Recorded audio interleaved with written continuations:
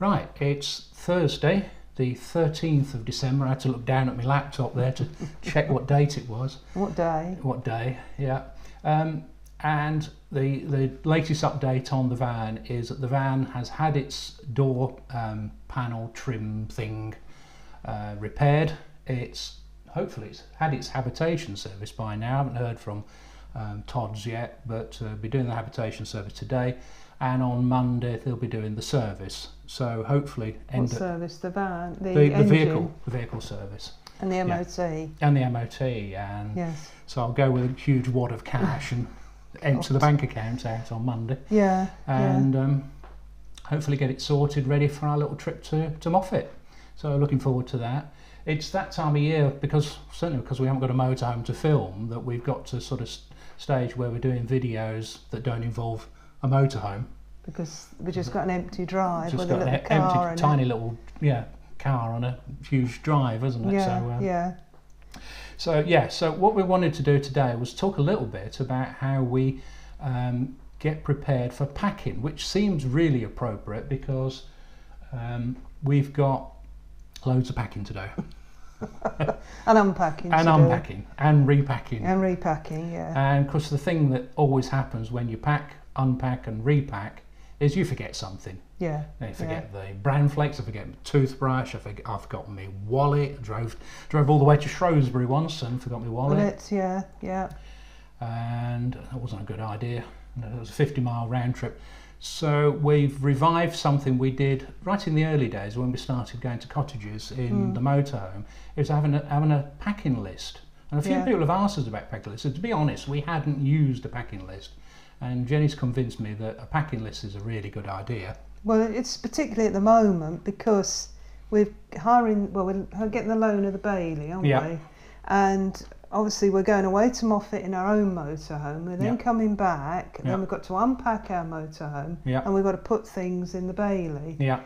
Then the added complication was that the Bailey is coming with some useful items already in it. Yeah, stuff on it. Yeah, so Bailey have sent us a list there. So we got a list, and it's a bit of a stock list really, I guess, of things that we've got on the Bailey.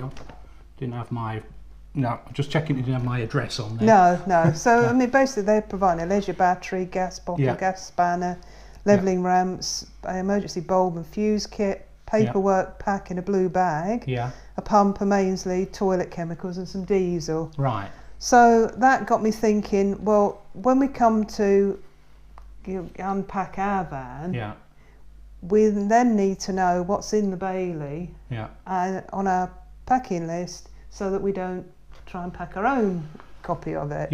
Because what's one of the big differences between what we can put in the Bolero and what we can put in the Bailey? Well, there's a huge difference in payload. Is the fact that we've got a motorhome that's on a 4,250 kilogram maximum weight chassis.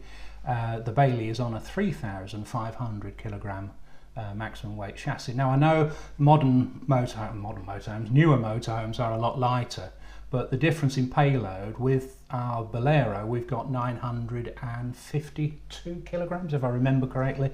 On the Bailey, it's 593. So it's 400 kilograms less that we can actually take with us. I mean, obviously, but less weight if I stayed at home or you didn't come. Or we didn't put any water in or take anything. Didn't take any clothes. And it's not clothes, is it? It's heavy things. So obviously those things are going to come with it. So I decided to revive our packing list that we used to do several years ago. It's quite extensive.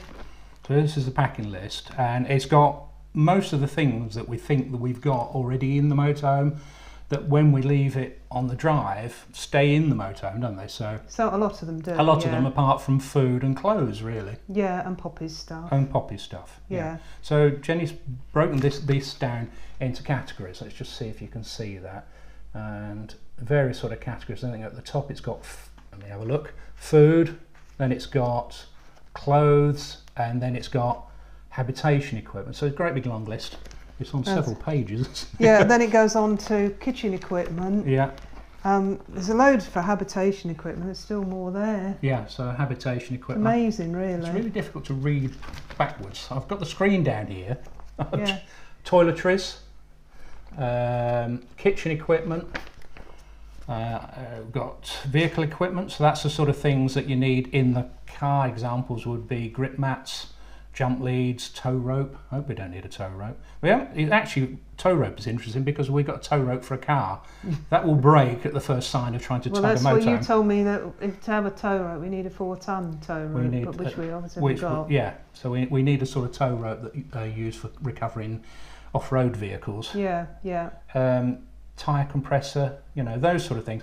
Gadgets and essentials. Now, I'm surrounded by gadgets at the moment. I've got a laptop, I've got 2 cameras, I've got a phone, so all those sort of things.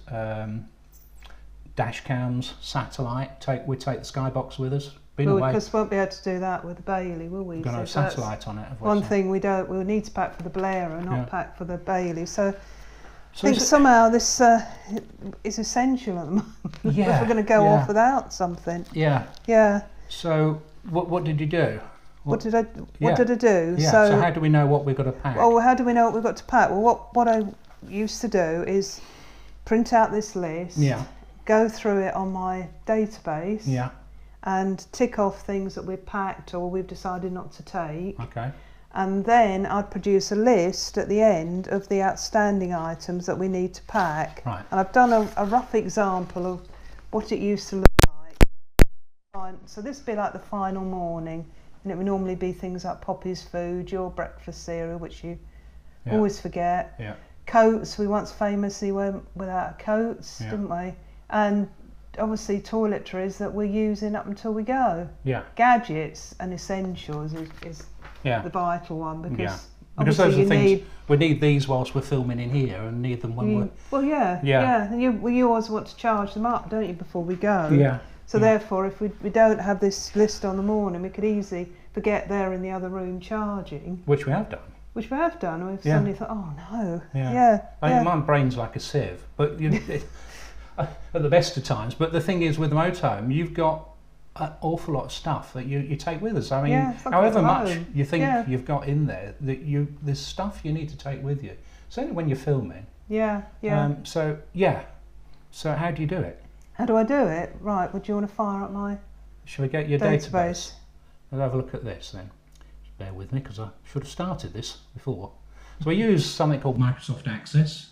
And it's the Motorhome one. And it's the Motorhome database. Yeah, it's one we started years ago, wasn't it? That I've tried to bring up to date. So what I do is I go to my items table here, and then I go through simply, and I say, if we pack Poppy's bed, I would tick that. Yeah.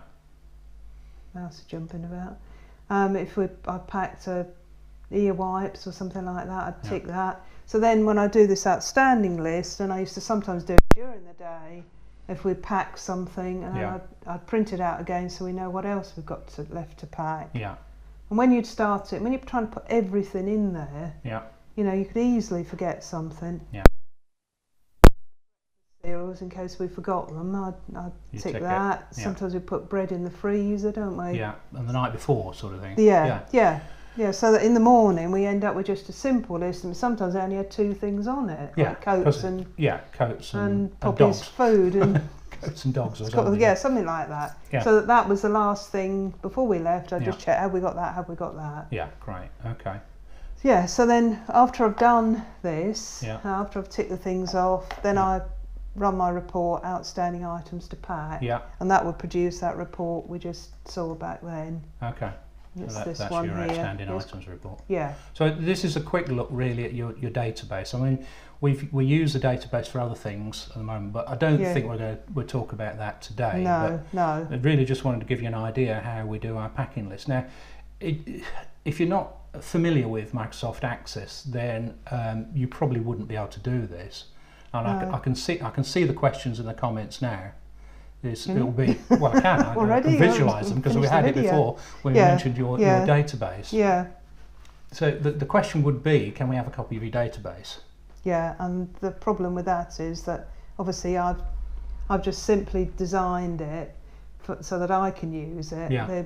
the challenge always when you design databases is making it available for other people to use. Yeah. And that, when we used to do that systems, that was the thing that took all the time and needed all the support. Yeah, so actually building all the tables and the queries. That's and the easy bit actually, and designing a report. It's when you come to have a form that you've got to design for people to put input into it, you've got to have a means of them running the reports. If they're not sure of access, there's a lot of work involved in that, and as we found, a lot of testing, a lot of user feedback. I mean, we used to sometimes spend months, didn't we? Sometimes get questions up the side of a mountainside. Outside of a mountain when something they weren't sure what to do. So do we want to do that again?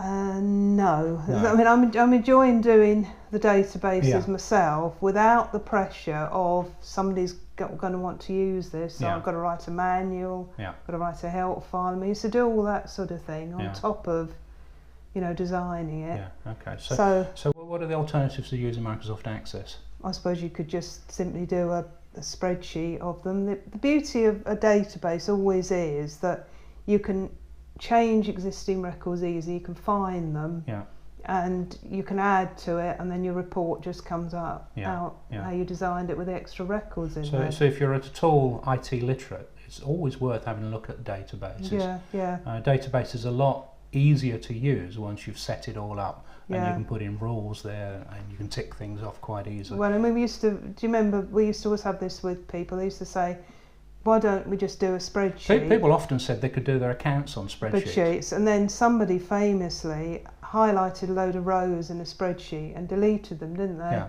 And they hadn't taken a backup. No. And they hadn't saved it. No. And all that sort of thing used to happen with spreadsheets. I mean, I know things can happen in databases, but you've got a structure, haven't you? You've got to start with a blank piece of paper. Anyway, I think that's enough of the database commercial, isn't it? I like databases. Yeah, Jenny likes databases, and it, it's one thing that keeps us organised in our dotage. Yeah. Really. So, so I thought we'd give you a little look. Is there anything else you want to add? Have I anything I've forgotten? I don't think so. I mean, everything I put in your database. Yeah, I mean, we're not going to talk about the bookings, are we? No, today? I think we'll save that for another day. We got a bookings database that we could look at, but I think we've probably got enough to be going on with here. And I also really would like some feedback. Is this video something you'd like to see more of in the future? Because we do databases, and it's just a way of getting ourselves organised. And so, is it a thumbs up or is it a thumbs down? Yeah, this was boring. Don't ever do it again. Yeah, that's right. It's it just got to that sort of time of year where we could be going away. It's absolutely glorious outside. It's really cold, but beautiful sunshine. But we haven't got a motorhome, so no. But we have got to get ourselves really organised, because we're putting stuff in 2 motorhomes, taking out of one, putting it in the other, and we don't want to be faffing about on the Monday morning. Have we got this? Have we got that? No, it's slightly even more complicated, because I've got to empty out the Bolero into our garage again, and then I'm leaving it with a friend on their drive whilst we load up the Bailey, which is arriving the following day. So so it's not just as if I could take stuff out of our motorhome and put it straight. Because that's what you said to me to begin. I'll just take things out of here and then I'll put them back. And I say, hang on a minute, you won't want to put everything back because they're providing a load of stuff. Well, that's right. Yeah. And also, we don't know if we can fit everything into the Bailey that we've got in there. We might find that the aqua waste bin is too big. To be honest, we've got to go through the list and decide what we don't need to take, because we haven't got the payload. No, that's right. Okay then. Okay. Yeah, so we'll get on with that then. So shall we get on with it? Stop rabbiting on there. Yeah, we'll be. Yeah. So if you'd like this video, give us a thumbs up. Remember to subscribe. I think the dustbin men are outside. Yeah. Oh yes, there's a dustbin men. Yeah. Really wondering what we're doing sitting here with mics on and cameras filming. Yeah. But yeah, and we'll catch up with you soon. Yeah, when you go and collect the van on Monday. I'll give you an update on that. Yeah. Yeah. All right. All right then. Take care. Bye See then. you then. Bye.